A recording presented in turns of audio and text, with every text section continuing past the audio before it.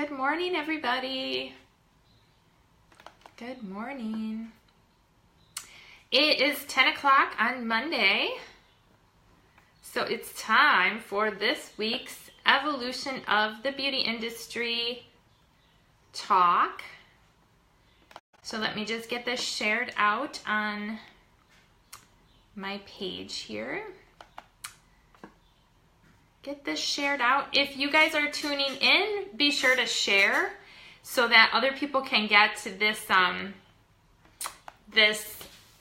hi Stormy, all of this information, because this week is all about what exactly does it mean when people use the terms natural, organic, mineral, vegan, gluten-free. What does all that mean as far as when it comes to beauty care products? Because I'm telling you guys, this is a subject that comes up all the time, and it's something that I want to educate people on. So if you are a consumer, I hope you stick with me, because I talk to a lot of clients all the time, and I have a lot of these questions, and I really think that a lot of people have sort of misconceptions as far as some of the terms go. And so it's really important to know what all these terms mean, okay? So if you are just joining me and you don't know who I am, my name is Lee Rader. I've been in the beauty industry for 20 some years. I'm a master cosmetologist. I'm a former salon owner.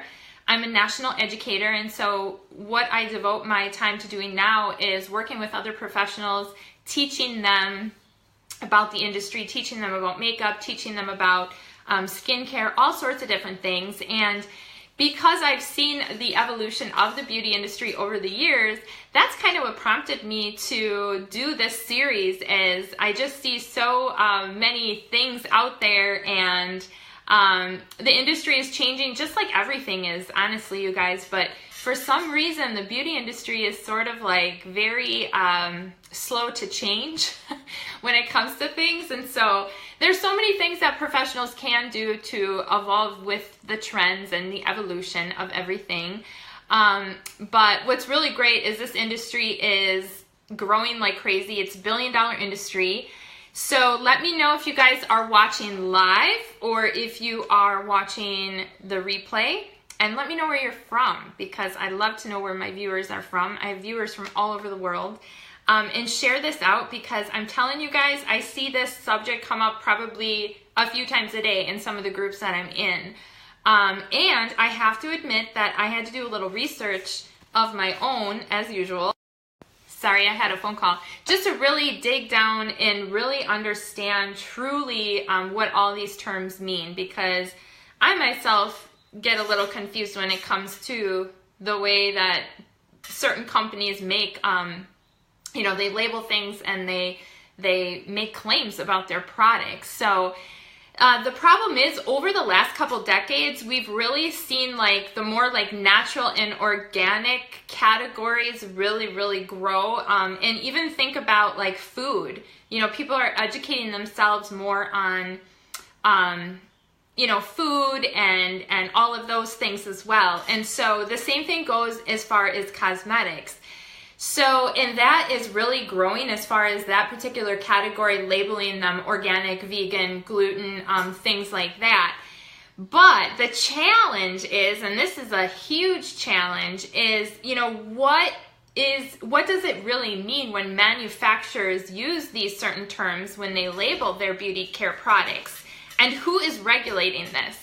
What is the definition, and what makes a product organic? What makes a product natural? And, when you look at those terms, like products that are natural and organic, the confusion is that people are used to the way that food is labeled as far as that. And so, it's regulated in the food industry more than it is in the cosmetics and beauty care industry. All right, so some of the terms that I have seen personally are naturally based, all natural, just natural. Some of the other things that I've seen, and I'll talk about this in a little bit, is mineral mineral makeup, mineral-based, you know, we see all of these terms, okay? So when they polled consumers, what they found is that 78% of consumers believe that natural claims for their personal care products are regulated.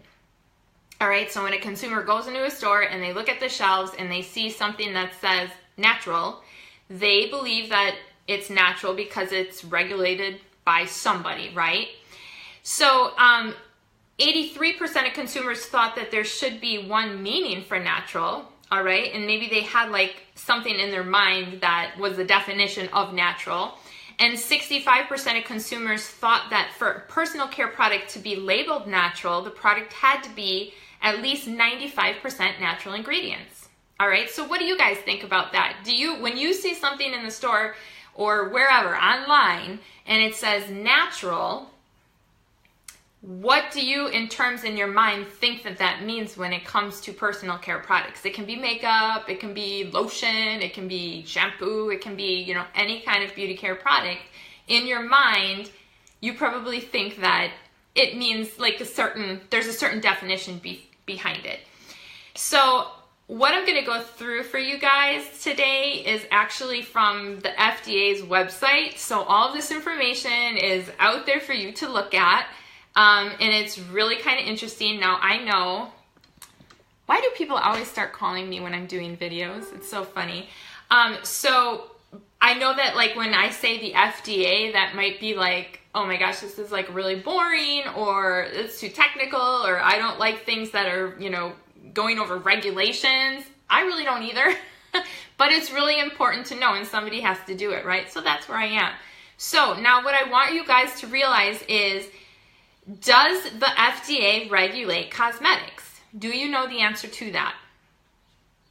Because I would love to know what you guys think of that. Now, I know there's a lot of professionals watching because I can see who's all watching. So I know that some of you know the answer. Plus, it's very delayed. So yes, the answer is yes. The FDA does regulate cosmetics under the Federal Food, Drug, and Cosmetic Act. It's called FD&C Act, all right? So under this law, cosmetics must not be misbranded, okay? So that's really all that is saying. For example, they must be safe for consumers under labeled or customary conditions of use, and they must be properly labeled, okay? So they're basically regulating that part of it. The law does not require cosmetics products and ingredients, except for color additives, to be approved by the FDA before they can go to market. Okay, so they don't have to, manufacturers do not have to submit, you know, a list of products and say, can this product be, you know, can we put this into the market? The only thing they have to get approved is the color additives that they're putting in, all right? So, however, they cannot be misbranded, and this means that they must be safe for consumers when used according to the labeling or as people customarily use them, and they must be properly labeled. Okay, so that's really the only thing that they're regulating. Now, does the FDA have a definition for natural, the term natural, for use in cosmetic labeling? Does anybody know the answer to that? I kind of said that earlier, but no, they actually do not have a definition for the use of the term natural. All right, so now, you know, could we borrow the guidance from that the FDA has in, you know, as far as when it comes to foods? In consumers' minds, I think that's what they're thinking. However, it is not regulated in that way. All right, so one of the things that products can do, and you know what? I'm not like saying that all companies are misguiding consumers, because I know that there are companies that are, you know, probably in the right category and branding themselves in the correct way. You can actually go to the FDA's website and see any companies that have been sent letters as far as warning them of misuse of some of these terms. But because there is no actual definition to the terms, they really have to do something pretty bad in order to get get a slap on the wrist as far as that's concerned, if you read through all the information. Now, there is a organization out there called Natural Products Association, and it's called the NPA, all right? And it's really based, and it's an organization. It's not something that's like through the FDA or regulating products. It's just a independent organization. And really what the standard is based on 4 hallmarks, and that's natural ingredients, safety, responsibility, and sustainability. Hi ladies, thanks for joining me. Now with that label, they actually have to have 95% natural ingredients. They cannot be processed in any way that significantly or adversely alter the purity of natural ingredients. They have to include ingredients derived from a purposeful, renewable source found in nature. They have to be minimally processed to avoid the use of synthetic or harsh chemicals, so that as not to dilute the material's purity. All right, so they cannot contain any known toxic ingredients. They have to contain non-natural ingredients only where viable natural alternatives are unavailable. And that can be with a lot of preservatives and things, because here's the truth, you guys. If they don't put preservatives in cosmetics, you're going to have bacteria growing in them, and you're going to have a lot of problems down the road as far as, things, infections, and we've all seen those horror stories. If you've seen that, where people are, getting just all sorts of things happening because of their things going rancid or not cleaning their brushes. And I do have a great blog post on sanitization and disinfection of makeup and brushes. So if you are a professional, please educate yourself on that as well. And so that's why a lot of cosmetics have an expiration date, because they're only good for so long, because the preservatives in them will only last so long and keep them from going rancid, okay? So that leads me into going into, is it organic? What makes a product organic? So in your, like when you think about an organic product, what do you think of? And is that regulated? Because this is very interesting, because I hear a lot of people talking about, well, these products are organic, or these products are naturally based, or these products are all natural. And the problem is, depending on the company, they're not always disclosing exactly what is in their products. They don't have to always disclose every single ingredient. And so I've had some people say, well, I use this product because it's all natural. And then I'll look up the ingredients and I'm seeing all the things in there and I'm like, this is not all natural. So we just need to educate ourselves. Now, I don't know if you guys remember, but before they started labeling food in this way, we had to sort of educate ourselves on what ingredients mean, or what they are. When you're looking at the label, what are these ingredients? Because especially when it comes to minerals and things in cosmetics, some of their names might appear to be chemicals, but they're actually minerals, all right? So I'm not going to get into minerals yet, because I'm going in organic. Now, does the FDA have a definition for the term organic when it comes to beauty care products? The answer is no, they do not.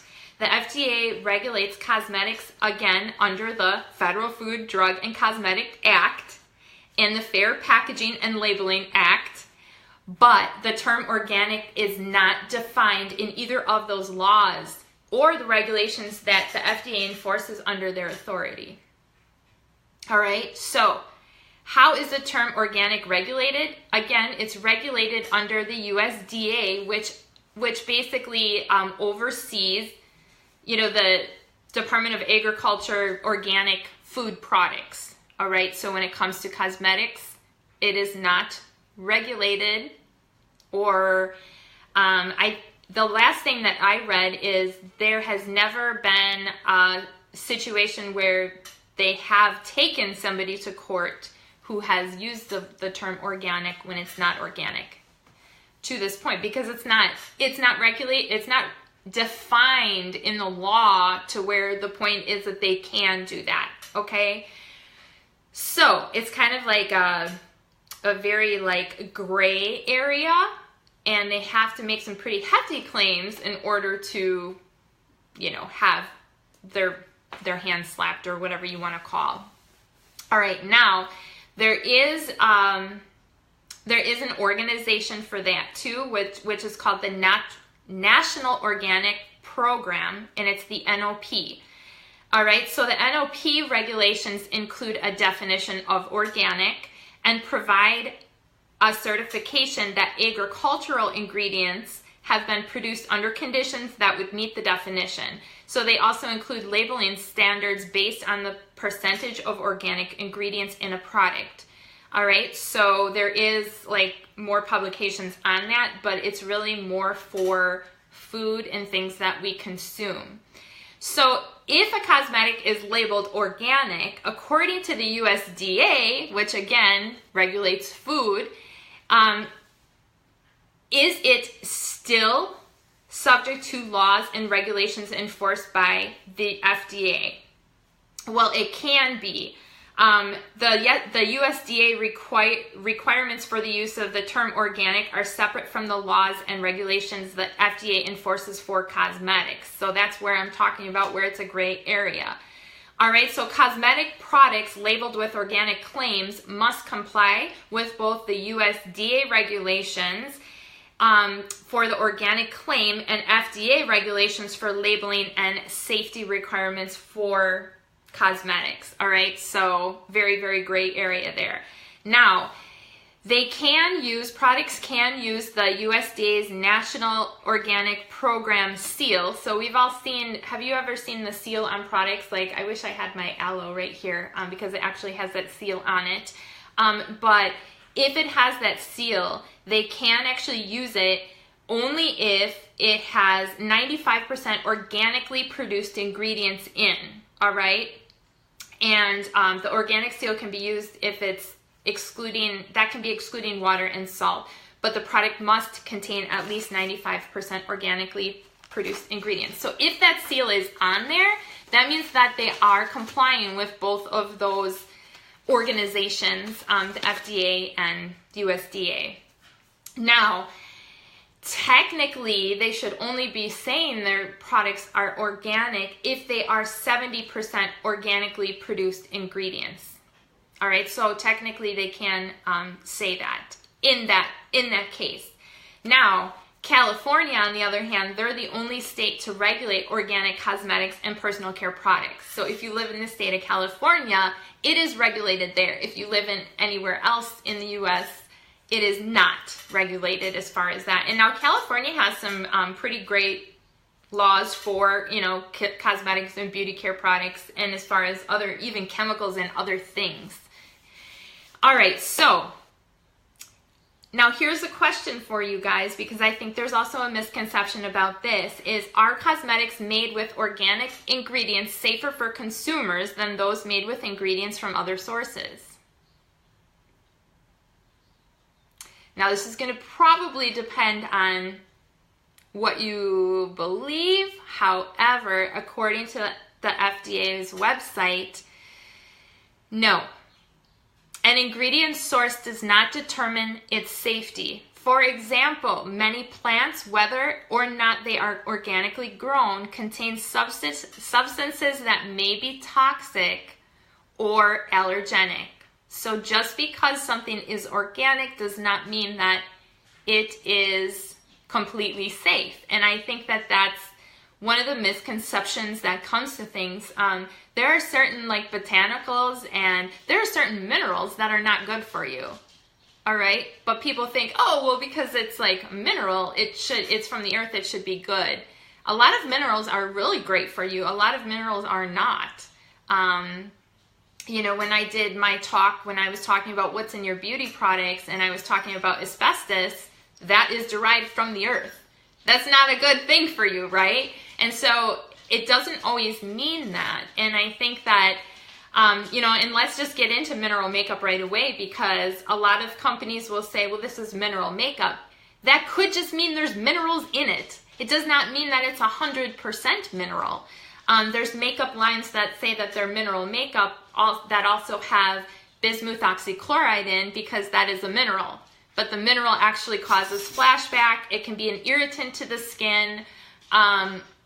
It's not always good to have in there, but they put it in there because it adds like luster to the makeup, and it does certain things, and so that's why they use it, but it's not necessarily good. I have very sensitive skin, and there are a lot of botanicals that I cannot use on my skin because I am sensitive to that. People with allergies to certain things in the environment, they can't really always use, things like botanicals and certain minerals. There are people that are allergic to certain minerals. So, there's certain things that you can educate yourself on as far as when brands are using, those terms. All right. So now, you guys ready for vegan? Because I really want to touch on vegan. The other thing I want to say is sometimes, like, other professionals that I see, like, what they're saying is they're like, why do people care anyway if something's vegan or not? Well, because it's important to them. And, when it comes to animals, I am one too that I don't condone testing on animals. I don't really want to use a lot of things that are, animal byproducts. But I'm not necessarily one where I'm like, well, I will only use vegan makeup, because here's the thing. Vegan implies more than just that. There are no ingredients derived from animals. All right? So often people think that vegan means that there was no cruelty to animals or animal testing. They're environmentally friendly. They're pure, healthy, and basically, offer a clean lifestyle.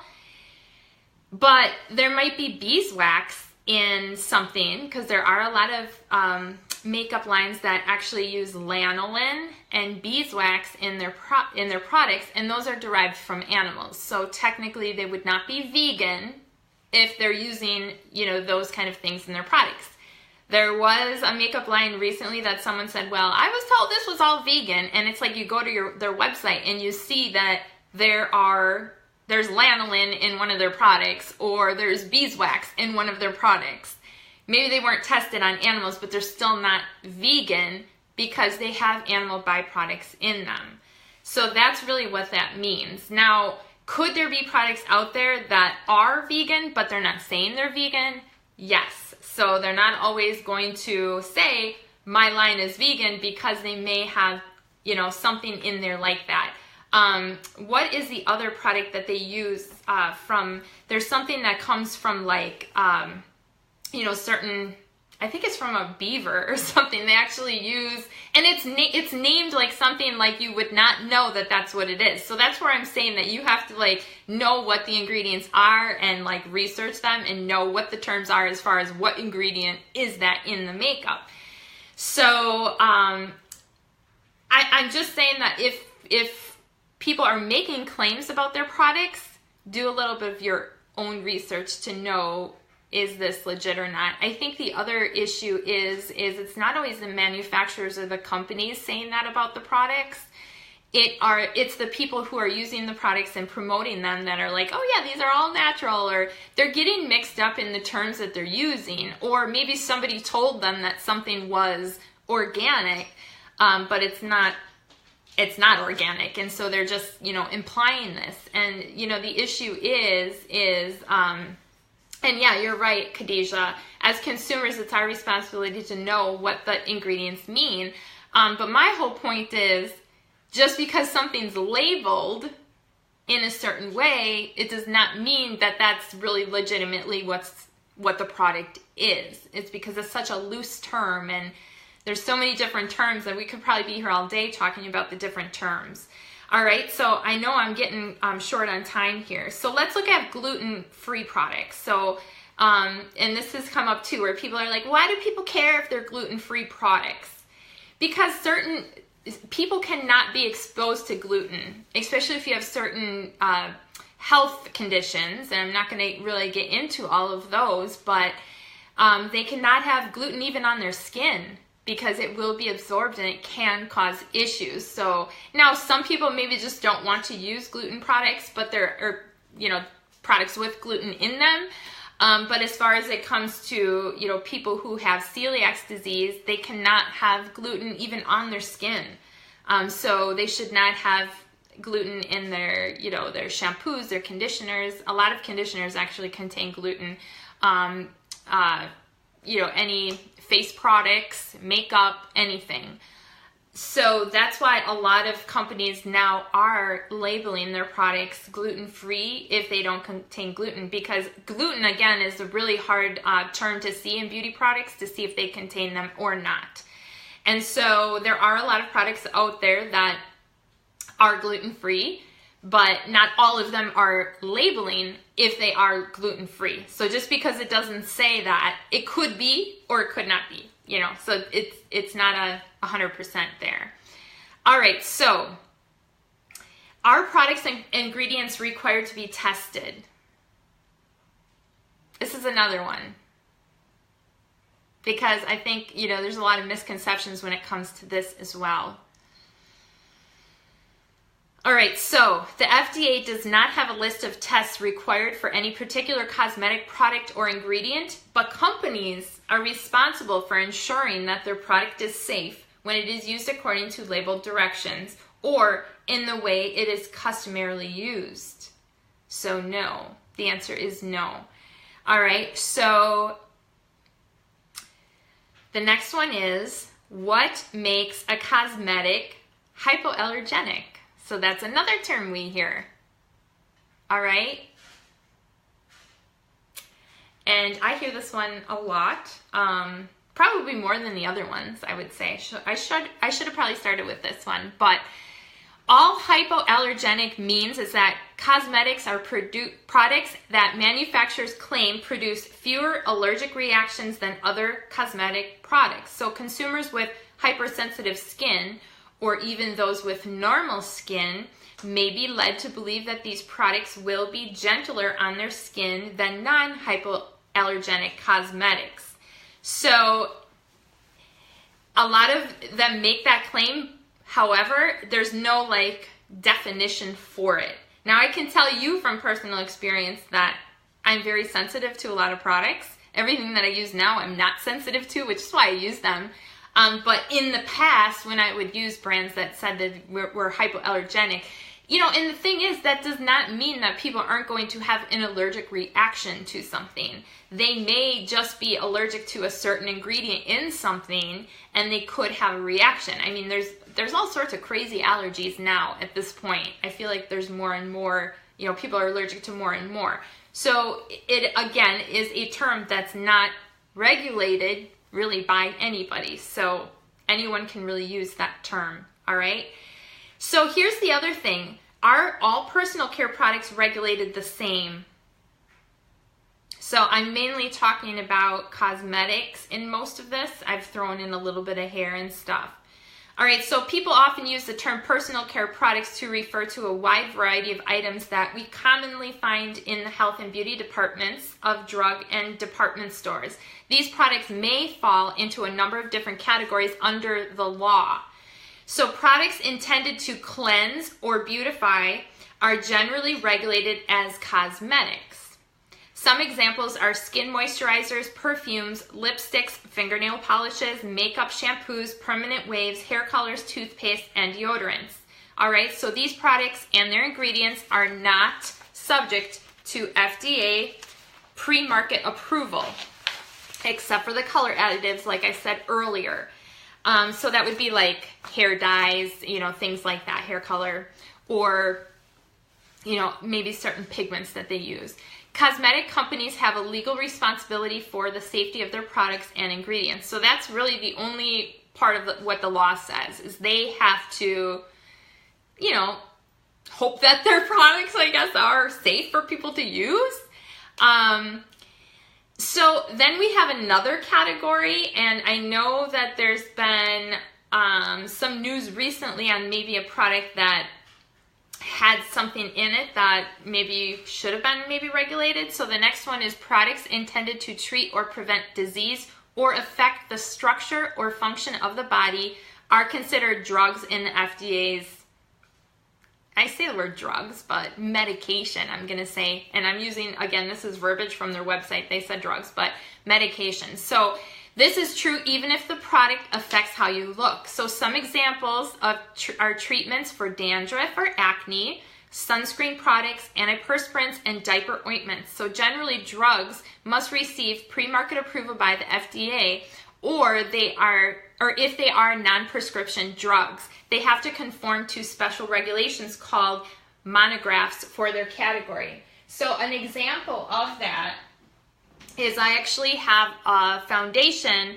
with sunscreen in. So you'll see on the back, it actually says drug facts, and they have to include this on here because it has sunscreen in it, okay?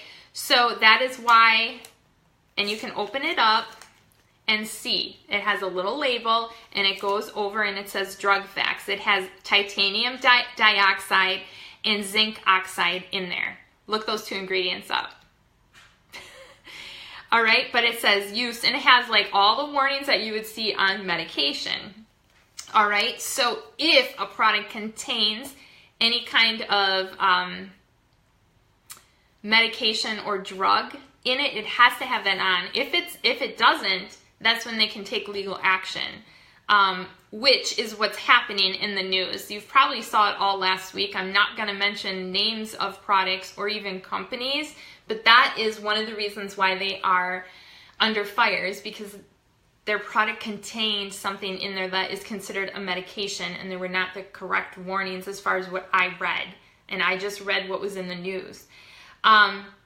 So, and that leads me to some are both cosmetics and drugs, and that would be anti-dandruff shampoos and antiperspirants, all of that stuff, as well as some moisturizers, like I said, with SPF.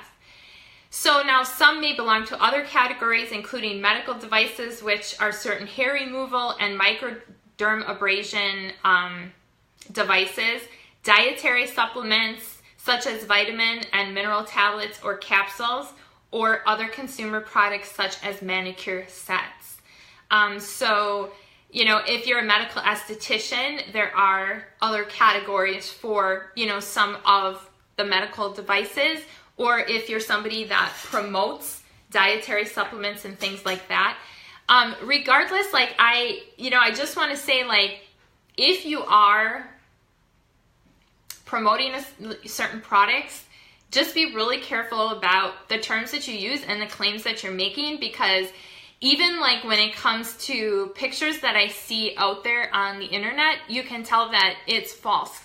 They're like false claims, and that can be really detrimental to a company. For an example is skincare. You know, you can't say like, if you use this, this will cure your acne.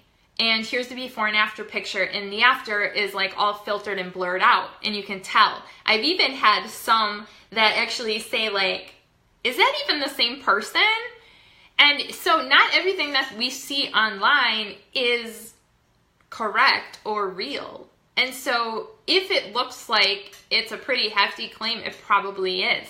The only way that they are going to get in trouble for those claims is if somebody, you know, says something, and then they'd have to like look into it, and then they would have to like, and again, there's very fine lines as far as that. So, you know, just be aware of what you're saying. And as professionals, because, you know, I'm a professional, I know a lot of people are watching, you know, just know what these terms mean. So if somebody comes to you and says, oh yeah, well, you know, what you're using, is that all natural? Well, you can explain to them that that doesn't, you know, what there is no definition for that. And there's so much like miseducation out there. Is that even a word? Bad education out there. So just really educate yourselves and know. Now, I know that, you know, one of the famous Kardashians was just in Washington, where she thinks there should be changes to, you know, products, and, you know, maybe they need to label things more. You know, I don't know what's going to happen with it. Could there be a little more regulation? Perhaps. I think there could be. However, it doesn't always solve everything either. So I think just as a consumer, know what you're using. Know that there needs to be a certain degree of preservatives in products. I could probably do a whole nother segment on preservatives. Maybe I will down the road, but I hope you guys learned something. Let me know, your thoughts on anything, and please share this. So let's just keep talking about this and get the word out there that, there's great products that maybe not necessarily aren't organic, because organic doesn't always mean that. There's some great products out there that aren't, well, we know that things can't really even be 100% natural unless you go out in the backyard and pick something and put it on your face, which you could do that. But it's really hard, and things would go rancid right away. And I can think of a couple skincare companies that have said, well, we're all natural, and they're not. And so it just kind of like, I don't know. I wish that they wouldn't use terms like that and say that. So yeah. Yes, thank you guys so much for watching. Have an amazing Monday. Get outside and enjoy the beautiful day. And thank you so much for joining me. Join me next Monday. I'm here every Monday, same time, same place. Thank you.